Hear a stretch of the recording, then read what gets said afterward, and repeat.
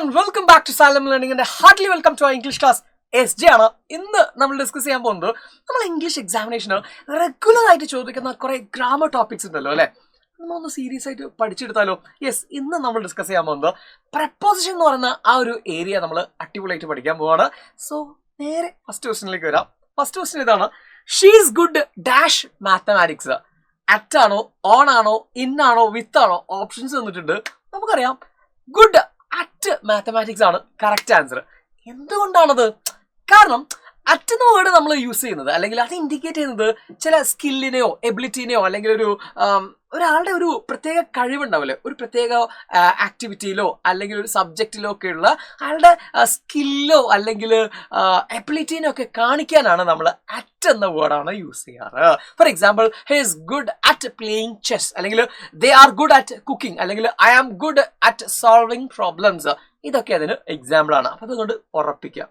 Okay, next ക്വസ്റ്റ്യനിലേക്ക് വരാം. The cat is hiding dash the table. വളരെ സിമ്പിൾ ആയിട്ടുള്ള ആൻസർ. പക്ഷെ നമ്മൾ അതിന്റെ ഒരു കാര്യങ്ങൾ പഠിച്ചു പോകുമ്പോൾ അതിന്റെ ലോജിക് കൂടെ മനസ്സിലാക്കണമല്ലോ അല്ലെ. അണ്ടർ ദ ടേബിൾ ആണോ, ഓവർ ദ ടേബിൾ ആണോ, ഇൻ ദ ടേബിൾ ആണോ, അറ്റ് ദ ടേബിൾ ആണോ? ദ കാറ്റ് ഹൈഡ് ചെയ്യാണ്.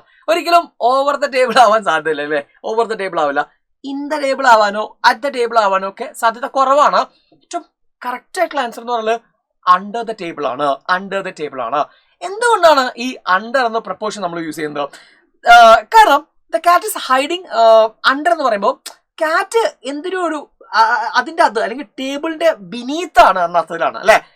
അതിന്റെ അകത്ത് ഒളിച്ചിരിക്കുക എന്നുള്ള അർത്ഥത്തിലല്ലേ നമ്മൾ പറയുന്നത്.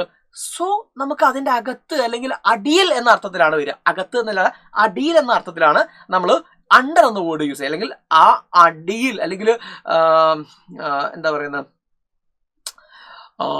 കൺസീൽ ചെയ്ത് ചെയ്യുന്ന അല്ലെങ്കിൽ ബിനീത്ത് എന്ന അർത്ഥത്തിൽ നമ്മൾ ഉപയോഗിക്കുന്ന ഒരു വേർഡാണ് under. Okay, next one: he has been working here dash 2023. 2023 മുതൽ ഇവിടെ എന്ത് ചെയ്യുന്നുണ്ട്? വർക്ക് ചെയ്യുന്നുണ്ട് എന്നാണ് അതിന്റെ മീനിങ്. ഇവിടെ നമുക്ക് കൺഫ്യൂഷൻ ഉണ്ടാക്കുന്നത് ഫ്രം ആണോ അല്ലെങ്കിൽ സിൻസ് ആണോ അല്ലെങ്കിൽ ഫോർ ആണോ എന്നുള്ളതാണ് കൺഫ്യൂഷൻ. ഇവിടെ നമുക്കറിയാം സിൻസും ഫോറും നമ്മൾ എങ്ങനെയൊക്കെയാണ് യൂസ് ചെയ്യുക എന്നുള്ളത് നമുക്കിത് വേഗം ഒന്ന് പഠിക്കാം. സിൻസ് എന്ന വേർഡ് നമ്മൾ യൂസ് ചെയ്യുക, യെസ്, ഒരു പ്രത്യേകമായിട്ടുള്ള ഒരു സ്റ്റാർട്ടിംഗ് പോയിന്റ് നമുക്ക് പറഞ്ഞു തരാണെങ്കിൽ, നമ്മൾ അവിടെ എക്സാക്ട് ടൈം അല്ലെങ്കിൽ ഡേറ്റ് ഒക്കെ പറഞ്ഞു തരാണെങ്കിൽ നമ്മൾ അവിടെ സിൻസ് ആണ് അതിന്റെ മുമ്പിൽ യൂസ് ചെയ്യുക. സിൻസ് 1923. ഓക്കെ എന്ന് പറയുമ്പോൾ അത് കറക്റ്റ് 1923 എന്നൊരു ഡേറ്റ് തന്നിട്ടുണ്ട്. അതിന് മുമ്പിൽ നമ്മൾ സിൻസ് ആണ് ഉപയോഗിക്കുക. ഫോർ എന്ന് പറഞ്ഞാൽ ഒരു പീരീഡ് ഓഫ് ടൈം, ഒരു ഡ്യൂറേഷനെ കാണിക്കാനാണ് നമ്മൾ ഫോർ ഉപയോഗിക്കുക. 4 hours, I M waiting here for 4 hours, അല്ലെങ്കിൽ ഫോർ 3 years, അല്ലെങ്കിൽ ഫോർ വീക്സ് എന്നൊക്കെ നമ്മൾ പറയില്ലേ. അങ്ങനെ പറയുമ്പോൾ അതൊരു കാലയളവാണ് അല്ലെങ്കിൽ ഒരു ഡ്യൂറേഷനെ കാണിക്കുന്നതാണ്. അവിടെ നമ്മൾ ഉപയോഗിക്കുക ഫോർ ആണ്. ഇനി കൃത്യമായിട്ടുള്ള സമയം പറയുന്നുണ്ടെങ്കിൽ LKG മുതൽ സിൻസ് LKG, 2028 മുതൽ 2028 മുമ്പിൽ സിൻസ് 2028 എന്നൊക്കെയാണ് നമ്മൾ പറയുക. അപ്പൊ ഇവിടെ എന്തായിരിക്കും answer? Correct answer is since. Clear അല്ലേ? Next question: we should always be kind dash others. നമുക്ക് മറ്റുള്ളവരോട് എപ്പോഴും ദയുള്ളവരായിരിക്കണം അല്ലെ. എന്താ? With, to, on, for. ഏതാണ് കറക്റ്റ് ഉത്തരം? ഒബ്വിയസ്ലി നമുക്കറിയാം we should always be kind to others എന്നാണ് നമ്മൾ പറയാ. ക്ലിയർ അല്ലേ? എന്താണ് അതിന്റെ കാരണം?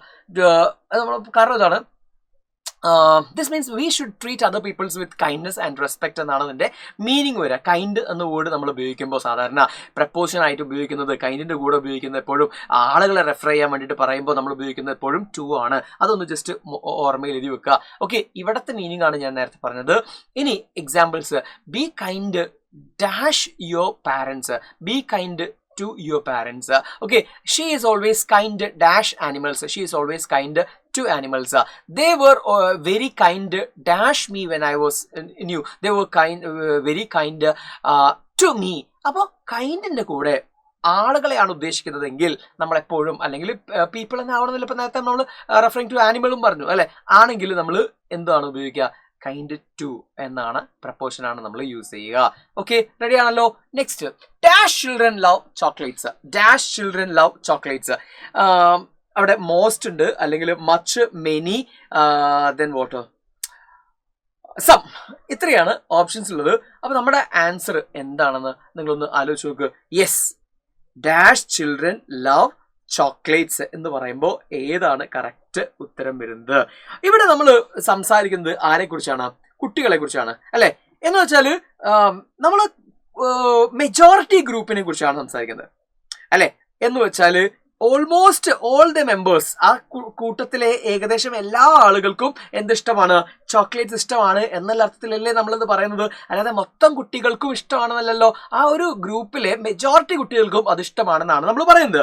അപ്പോൾ നമുക്കവിടെ ഏറ്റവും ആപ്റ്റ് ആയത് എന്തായിരിക്കും, മോസ്റ്റ് ചിൽഡ്രൻ ലവ് ചോക്ലേറ്റ്സ് എന്നാണ് കറക്റ്റ് ഉത്തരം അല്ലെ. എന്താ കാരണം, the majority of children like chocolates എന്നാണ് അതിന്റെ ഉത്തരം വരേണ്ടത്.